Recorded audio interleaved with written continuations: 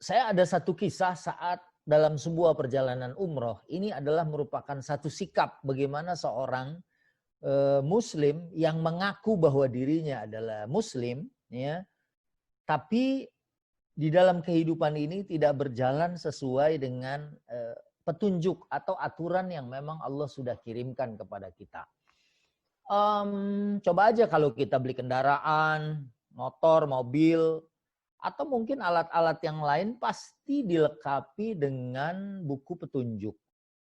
Malah sempat beberapa tahun yang lalu, ya Menteri Perdagangan atau Perindustrian kalau nggak salah itu mengharuskan semua produk yang masuk ke Indonesia itu buku petunjuknya harus berbahasa Indonesia supaya mudah dipahami oleh orang Indonesia.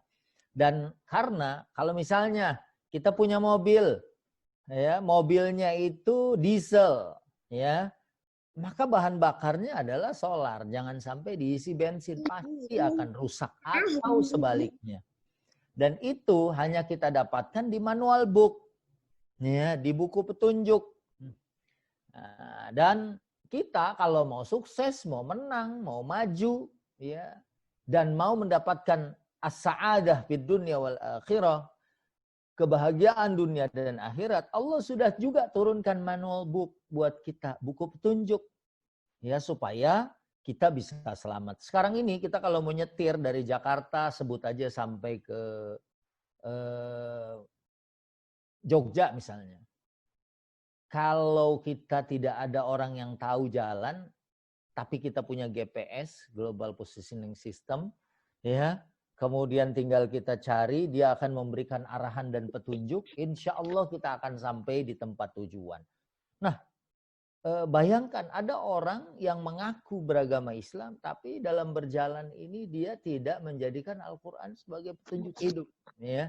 Dan dalam sebuah perjalanan umroh, ya, saat kita sampai di Mekah, kemudian umroh, di hari keduanya kita mendapat surat jam 10 malam, kita dapat surat, diselipkan di depan pintu kamar masing-masing jamaah, diselipkan ada surat berbahasa Arab dan berbahasa Inggris. Ini ada banyak sikap. Ada jamaah yang bilang, nggak bisa bacanya, udahlah, nggak usah diniin, paling isinya apa gitu. Yang satu, dia mencoba membaca. Walaupun nggak paham, dia mencoba membaca.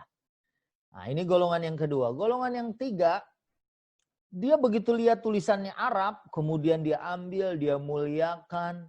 Bahkan dia bilang sama anaknya yang dalam satu kamar, kamu simpen itu. Ya, sepertinya ada surat dari hotel. Udah kita bawa ke tanah air, kenang-kenangan. Ya, di umroh kita tahun ini. Kemudian yang keempat, saat ada surat itu dia coba baca, saat dia nggak paham, dia telepon ke kamar Ustadz. Ustadz, ini maksudnya apa? Ya, dari keempat tipe orang, ada yang nyuekin dari awal, ada yang berusaha untuk bisa membacanya walaupun nggak paham. Kemudian kelompok yang ketiga hanya sekedar memuliakan tulisannya aja. Kemudian yang keempat, dia berusaha untuk membaca dan memahami apa yang dimaksud di dalam isi surat itu. Bisa kebayang dong siapa yang selamat di antara mereka? Ya, ternyata ya ada banyak orang terjebak di lift hotel, di di Mis'ad, ya. Kenapa ada yang terjebak? Karena tidak paham isi surat yang dikirim oleh manajemen hotel.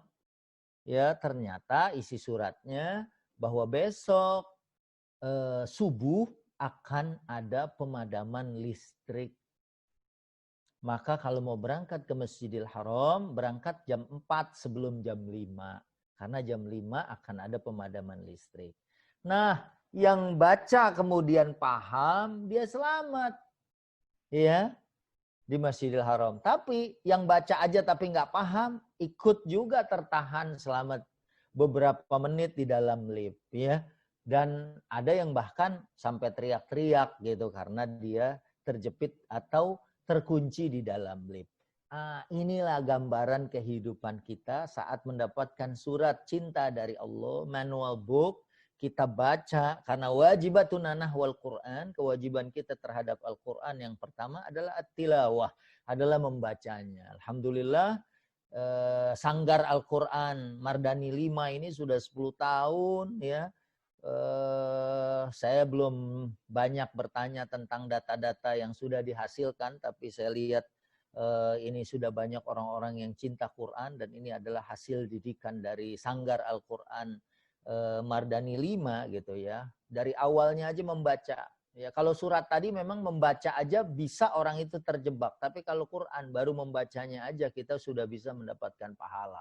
Ya, karena kalau kita lihat definisinya Quran itu kan adalah huwa kalamullah al-munazzal ala qalbi Rasulillah sallallahu alaihi wasallam biwasitati Jibril, ya. Yang kemudian disebutkan al-manqulu ilaina bitawatur, sampai kepada kita dengan riwayat mutawatir, kemudian al-muta'abbad bitilawatihi. Kalau Quran walaupun kita belum paham artinya, kita baca aja itu sudah bernilai ibadah kepada kita. Nah, makanya kalau seorang muslim memahami kewajiban kita pertama tilawah, yang kedua kemudian al-tadabbur, ya, mentadaburi. Tadi saya udah baca ayatnya, ada 2 ya, An-Nisa 82 sama surat Muhammad ayat 24. Awalnya sama, afala yatadabbarun al-Quran, ya, cuma beda ujungnya. Yang satu saya baca tadi, am ala qulubin aqfaluha. Ini bisa juga kita pahami bahwa jangan-jangan kita ini susah, kita ini enggak menemukan jalan keluar karena kita sendiri yang mengunci hati kita sehingga tidak masuk cahaya dari Allah Subhanahu wa taala, sehingga hidup kita sempit gitu. Kita atau saya lah melihat orang-orang yang bersentuhan dengan Al-Quran itu selalu menjadi orang-orang yang mulia. Saya waktu kuliah sempat saya satu kelas dengan Ustadz Itang gitu kan. Betapa orang-orang yang memegang Al-Quran itu kehidupannya selalu tenang dan tentram. Kenapa enggak? Keluarganya Allah. Ya. Kita keluarganya presiden di jalanan aja enak tuh, dikawal ya. Kadang-kadang kalau kita dikenal ya, mau masuk, wah bisa jadi kita mendapatkan prioritas. Dalam beberapa kesempatan misalnya, wah lagi gimana-gimana, orang ngantri banyak, terus ngelihat saya misalnya, oh Ustadz, karena dikenal, silahkan masuk. Ada pintu khusus, ada jalur khusus.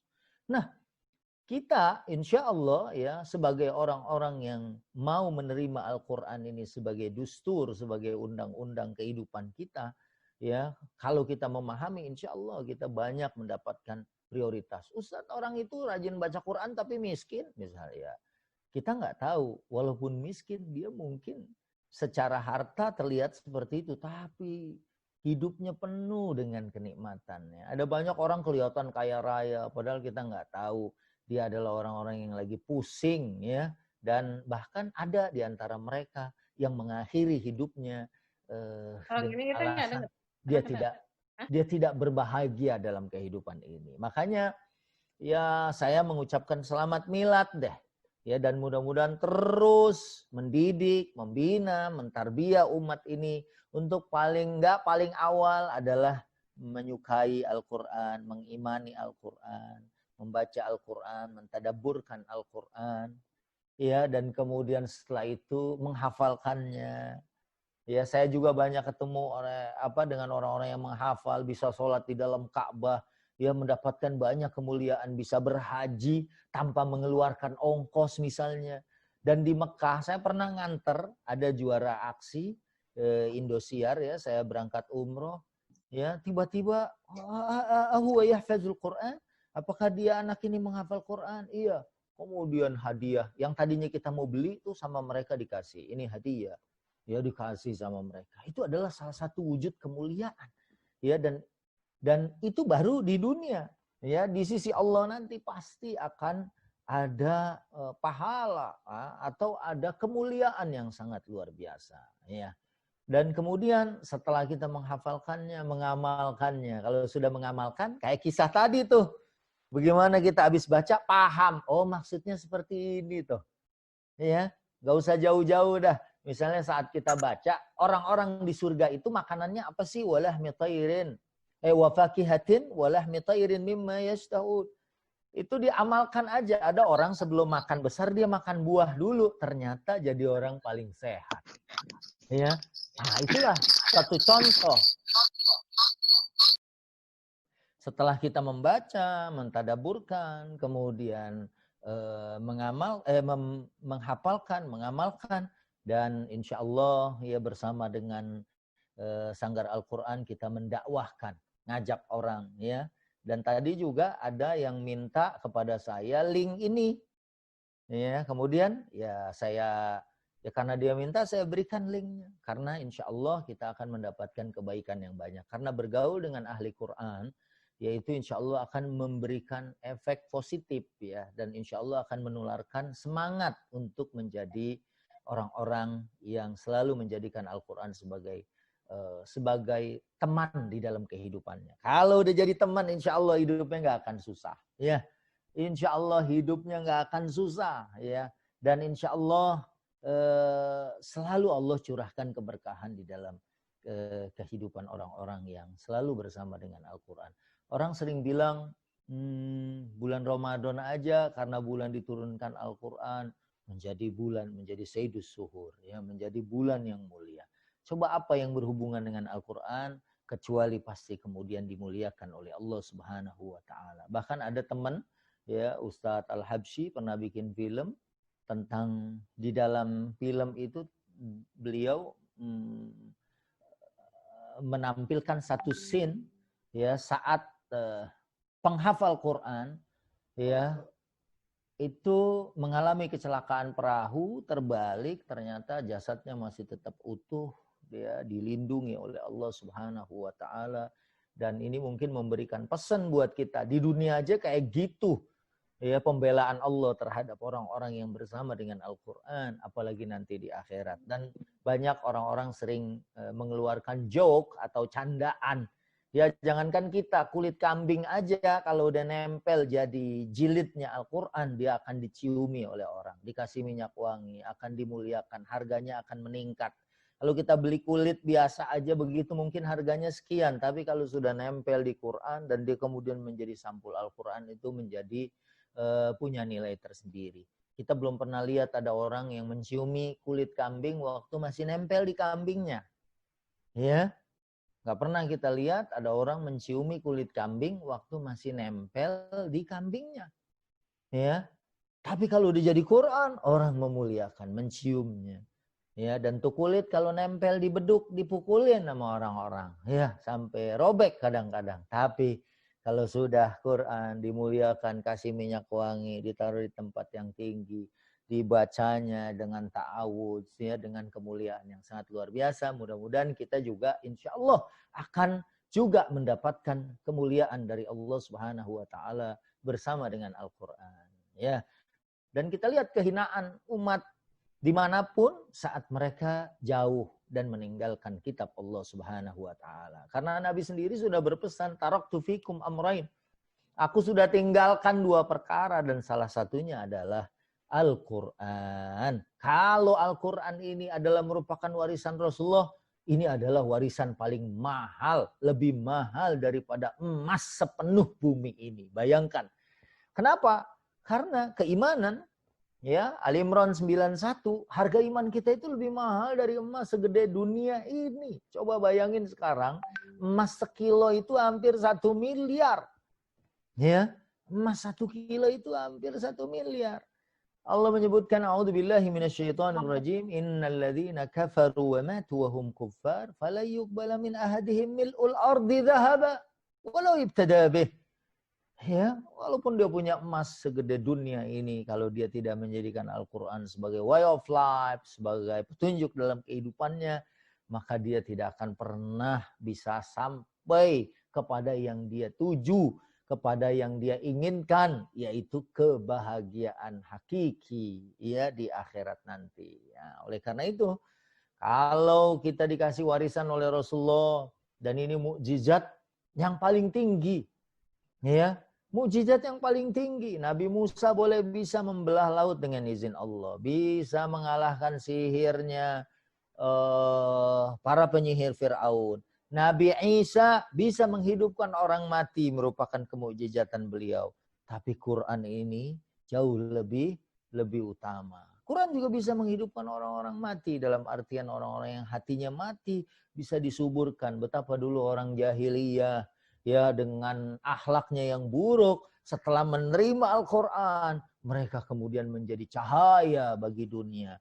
Kemudian mereka bisa menerangi dunia. Bahkan kemarin lagi heboh-hebohnya sholat Jumat di Hagia Sophia. Kebetulan sebelum lockdown di bulan Februari saya sempat datang ke situ, masih berupa museum. Ya, masih berupa museum, dan kemudian baru kemarin dilaksanakan kembali sholat Jumat dengan semangat yang sangat luar biasa. Saya langsung mikir, ini dulu dari padang pasir di Mekah, batu, kemudian bisa nyampe ke Eropa. Itu kan dalam waktu yang bersamaan saat Konstantinia atau Konstantinopel itu jatuh, ya, kaum muslimin di Asbania juga kan sedang runtuh pada saat itu. Sebab keruntuhannya kita sudah tahu saat kita jauh ya dari Al-Quran. Dan kita akan mulia, bangsa manapun, termasuk Al-Qurawi, As-Sahrawi, termasuk Al-Badawi, orang-orang Baduy sekalipun, saat dia menjadikan ini sebagai way of life, dia akan jadi mulia. Makanya ini ngajak diri saya sendiri nih, dan kita semua, ayo, mari ambil warisan Rasulullah Shallallahu Alaihi Wasallam ini. Ya, kita kalau diwarisin sama orang tua kita, emas misalnya, sebesar-besar tangan ini, saya yakin itu nggak akan ditaruh di depan rumah. Pasti kita akan taruh di dalam. Kita mungkin menempatkan dengan tempat yang paling bagus ya. Dan ini adalah warisan Rasulullah dengan jaminan lan tadillu abada ma in tamassaktum bihima kitaballah sunnat Rasulillah. Ya, kita nggak akan pernah sesat selama-lamanya. Kita pasti akan terpimpin. Kita pasti akan selamat. Dan itu adalah kitab Allah Subhanahu wa ta'ala. Apalagi sekarang di bulan haram, ya, di bulan mulia, saat kita al-iksar minal ibadah, memperbanyak ibadah, mudah-mudahan kita juga menjadi orang-orang yang kemudian al-iksar minat tilawah, ya. Kita memperbanyak tilawah kita, kemudian juga berkumpul, ya, mungkin masih bisa dengan Zoom kita qiraah jamaiyah, ya, baca secara bersama-sama untuk mendapatkan keberkahan dari Al-Quran dan keberkahan dari kebersamaan kita. Ya, jadi mungkin itu sebagai pengantar dari saya. Kalau mungkin ada yang ya kita akan diskusikan, ya, berangkat dari kisah yang tadi, kita ini jadi tipe orang yang mana, ya, dan kemudian saya sampaikan juga wajibatuna nahwal Quran, kewajiban kita terhadap Al-Quran, dan mudah-mudahan umat ini akan kembali menjadi mulia, menjadi terangkat derajatnya, ya, saat kemudian kembali mau menjadikan warisan Rasulullah itu sebagai pegangan dalam kehidupannya. Ya, itu aja. Ya, saya kembalikan ke studio. Mungkin ada yang ingin kita sharing, ya. Mudah-mudahan bisa memberikan manfaat buat kita. Al-Hikmah TV, media referensi Islam. Dapat diakses di www.alhikmahtv.com dan Play Store Android Al-Hikmah TV.